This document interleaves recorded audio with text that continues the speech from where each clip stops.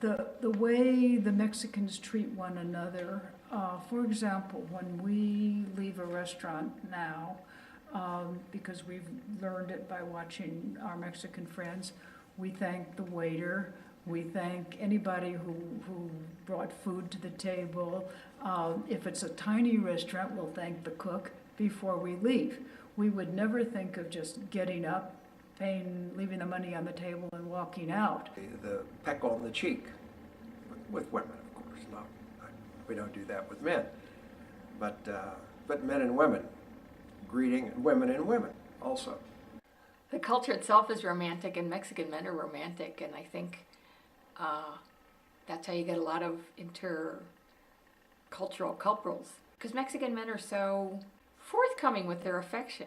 They're not like, oh, I don't want a girlfriend, I don't want to be, committed. They're not like that, like some American men are. Some.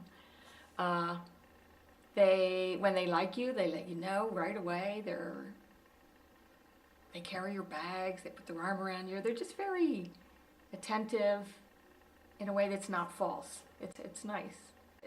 There is, in Mexico, a veneer of politeness, but it's more than a veneer. It's a social skill that you learn from the time you're a baby, that you don't raise your voice in public. It, marks you as a genteel person, someone who is controlled, who doesn't flip out when things don't go your way, and things don't go your way often in Mexico. Really old man carrying what's that? One of those great big, it almost looks like a Tanaka thing on his shoulder, walking down the street. A 50-gallon drum on his shoulder, and he was 75 years old and just walking down the street with this giant drum on his shoulder. It was normal. And the taxis here are amazing. I mean, they had an episode one time where she left her digital camera in the taxi, and if that had happened anywhere else, mostly in the world, it's bye-bye.